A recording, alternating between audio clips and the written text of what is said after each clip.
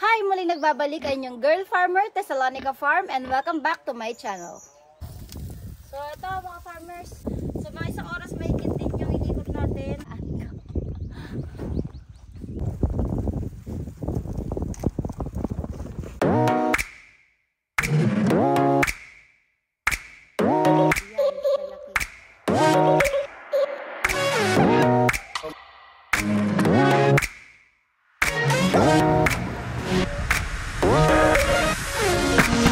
So ito may papakita ko sa inyo yung mga alagang baboy natin dito na nakakulong.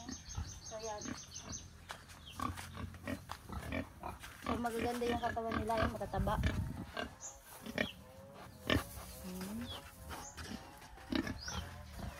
So meron pa tayo dito.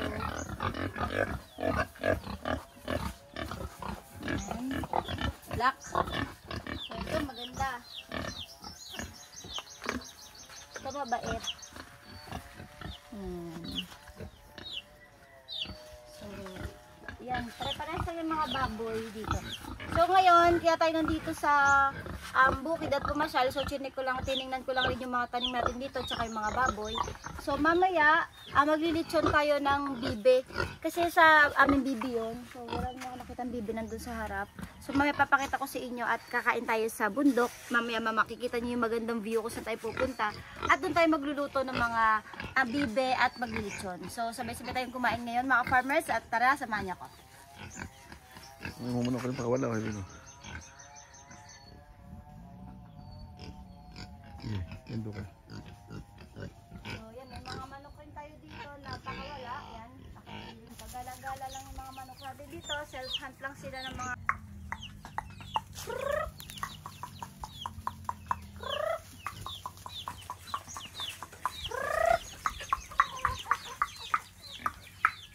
Ang dami, may PBR, may mga native, may basilan. So, ang dami natin itong... Ayan yung bibe, mga farmers, i-zoom mo. Ayan yung bibe na kakatayin natin mamaya para maging pananghalian natin. Meron tayong mga ilang pirasong bibe dito. So, bibe kasi tawag namin dyan sa Cavite. Ayan pa, may, tinan nyo pa, ayun pa, may isa pa dito.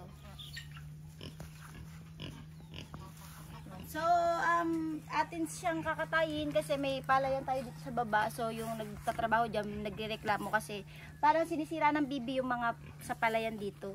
Kaya yun, pwede na naman natin siyang katayin or kainin. So, later maglitsyon tayo niyan. So, yun, ang ganda ng mga PBR na manok. Ang ganda ng kulay. Ayan. So, napaka-healthy tingnan ng mga manok natin, lalo na naka-free-range sila, pakawala lang. Ito mga farmers, may nakita tayo dito na itlog ng bibe. So ito, itlog ng itik. So napakalaki at napakadami palang umitlog ng itik. Oh, hindi lang ilang piraso. Ayan. So gumawa rin ng sariling pugad yung ating itik para dyan niya limliman.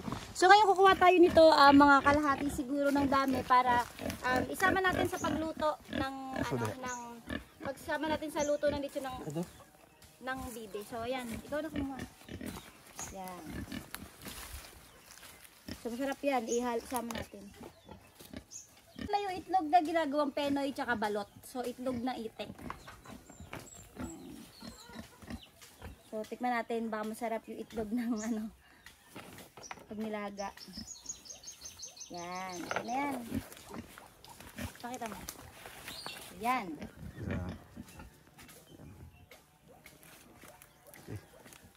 So let's go na mga farmers, punta na tayo sa kabilang area ko kung saan natin lulutuin yung itik tsaka itlog na nakuha natin at doon maganda yung view, so later makikita nyo.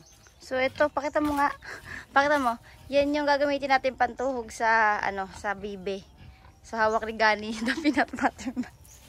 So lakad muna ka. Ayan, so let's go mga farmers at punta na tayo sa magandang view na area ko. So excited na ako, pakita ko sa inyo yun. So na-vlog ko na rin yung dati. Pero mas maganda pakita ko sa inyo ulit ngayon para mapuntahan natin. Ngayon lang ulit ako nakabisita.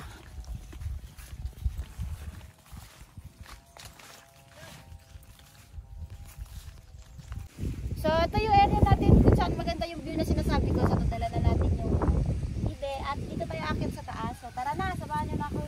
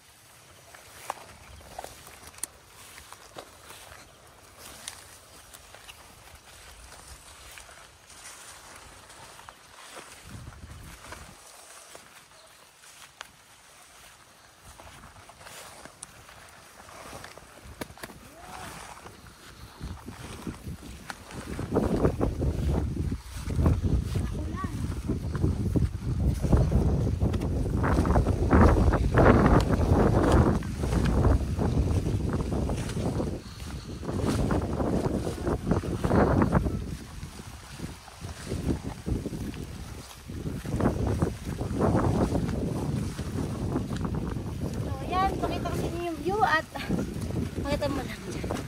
So, medyo maulan ngayon, pero makita ninyo yan dito, puro bundok. Ang ganda ng itsura. Sabi maliit din kami bubo dito.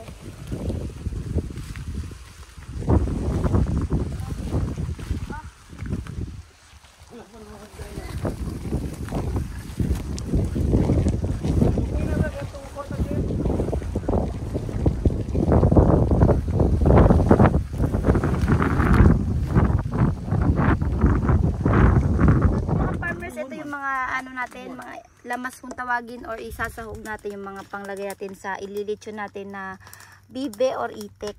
So yan. So dahil wala tayong mga gamit, ang laki ng ating pambukas. Naiyak ako gawa sa usok. Kakahoy lang kami dito.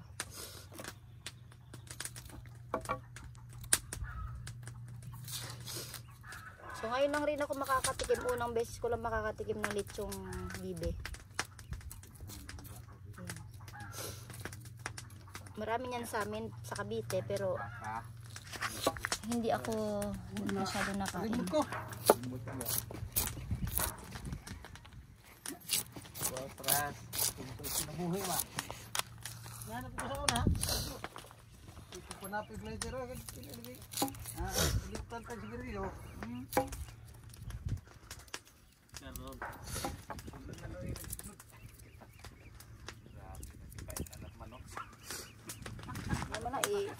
Sasawdan ko.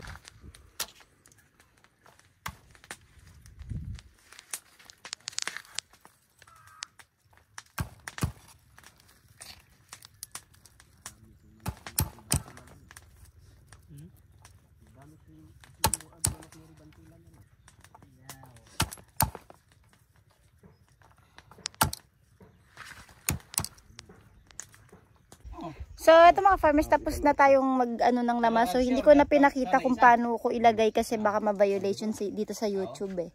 Kasi bawal yan, parang animal cruelty siya kapag pinapakita yung niluluto. So tapos na ako hati-hati ng mga sibuyas at bawang at nalaman na namin, nalagyan na namin nalamas yung loob ng bibe, itik. So ngayon, ready na siya i-lechon. So ito pakita ko sa inyo. So yan. So malayo na lang mga farmers muna. Mamaya ko na lang ipapakita sa inyo pag nag-grade na yung ating lechong itik. So at kakainin naman natin yan dito. Dito kami naglilechon sa ilalim ng hanging kubo. Ayan yung kubo namin kasi hindi pa tapos. Ayan. Meron na kami dyang uling. Tapos makita ninyo yung view dito, diba? Sobrang ganda. Super relaxing. Taas to mga farmers, mukha lang mababaw sa camera pero dito sa taas mataas to. Mataas yung inakyat namin. So ayan yung ating 2 pirasong nilitsong itik. Okay, so ready to go na tayo. Ready to lechon.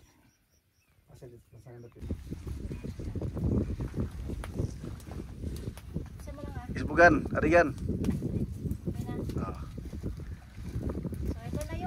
Ating itik or bibe na nililitsyon. So 2 piraso to. So siguro mga 1 oras to bago maluto para maging masarap, tsaka luto yung labas, luto yung loob. So yan. Tignan natin mamaya kung anong lasa nito. So hintay-hintay lang kayo dyan. Picture.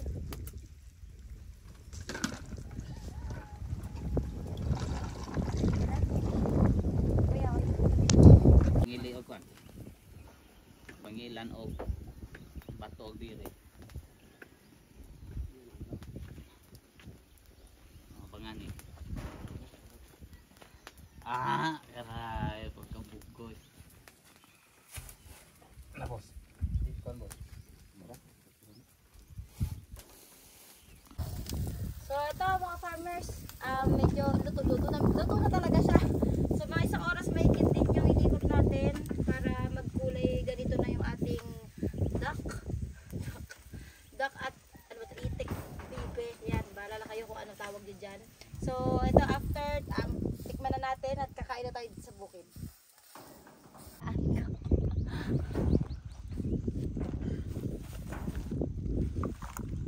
So ito mga farmers, farmers, luto na po ang ating dalawang nilutong duck or itik. Sarap niya, tinikman ko kanina. So, pero kakain tayo lalo, mamaya may kanin. So, tikman natin kung anong lasa nitong ating nalutong itik. Bibe. Go, go.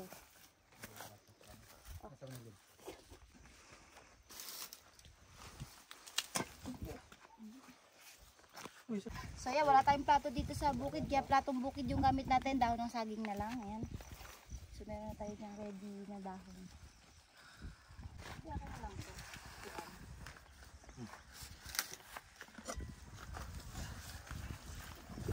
Yan. Kain na tayo. Farmers. Ganin. Ganin, smile ka naman. Wala ka may shout out. Bodot. Mukhang nagbudots ka sa talibon na. Bodot. Pare-serve yan, talaba. Ha? May-ari ang talabahan yung asawa niya dati.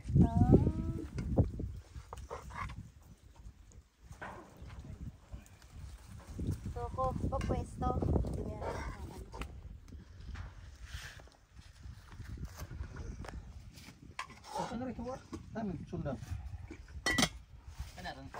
Dito ba yung view?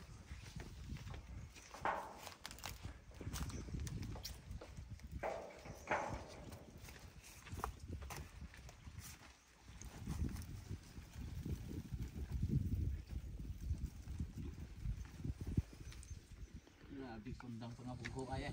Nibuk ka na ni boss? Sige na bukal. Kanig tubig, bugnaw. Ha? Agitlog, kanig tubig, bugnaw. Okay deh, balik na deh. Lagi niluluto niya sila Melvin. Adobo lang. Adobo lang.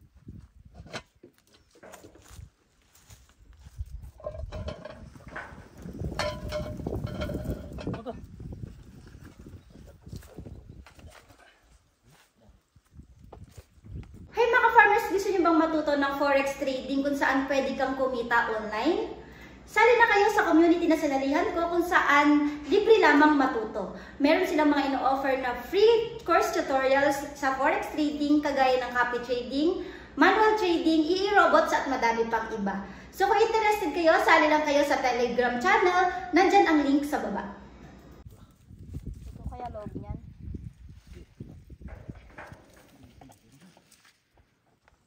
Ay.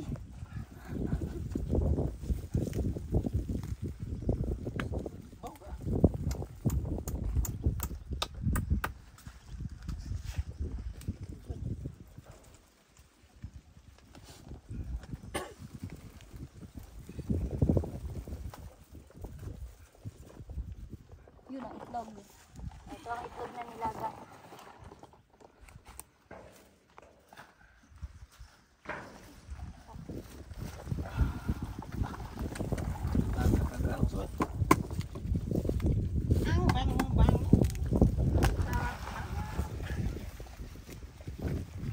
Tara. Naka, Pinoy pala to. Pinoy. Ang sarap. Ah, boss.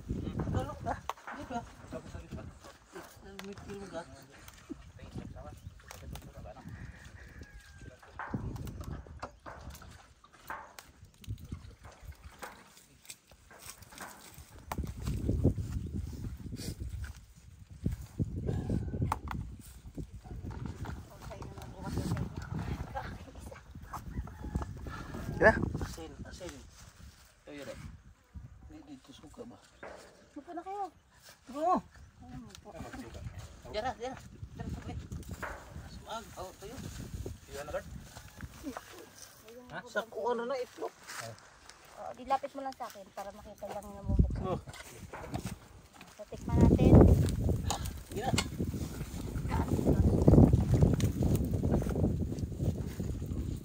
Kuya sa inyo, ayan. Hilaw pa yata. Okay na to? Shit!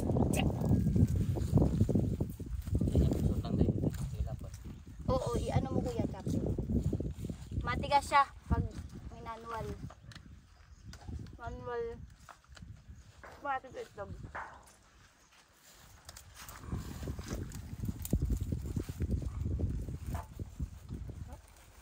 Ay, magpara sa ano?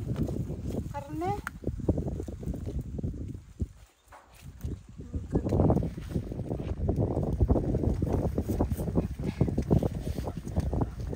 Luto na yan?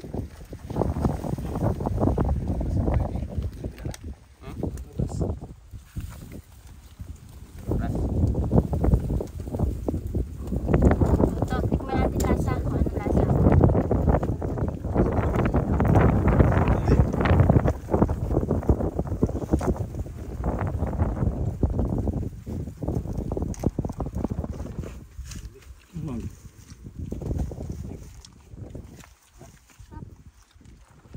Sarap.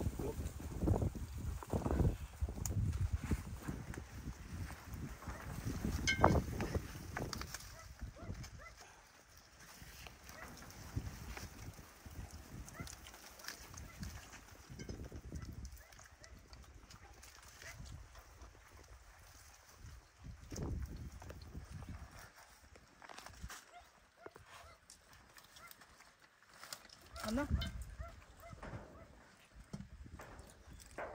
Masarap na di ka kumain. Masarap, kakain nga ako kaya hintay-hintay. Iya, iya. Mag-outro na ako para makakaya ko na ayos. Ah, sige. Di kumain ka lang dyan. Sarap eh. Ikaw? Luto, boss. Oo, Luto. sarap. Sarap niya, lasang karne.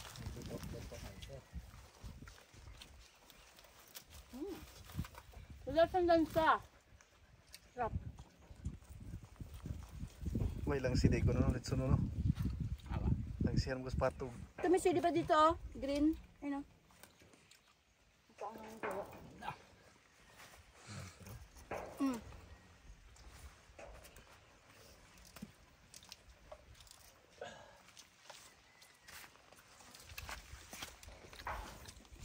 Sarap.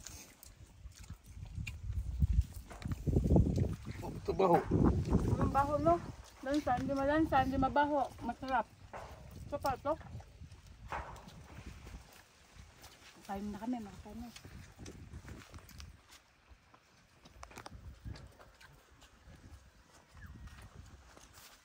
Ano? Ano? Sige, maya. Init, itin ko. Ay, otro na. So, yun mga farmers, ito yung ating kainan ng itik or bibe. So, ang sarap niyang langlasa niya, walang lansa, wala siyang baho, yung ganun na feel. So, may tigas lang siya ng konti, pero pag kinagat mo, parang lasang karne siya.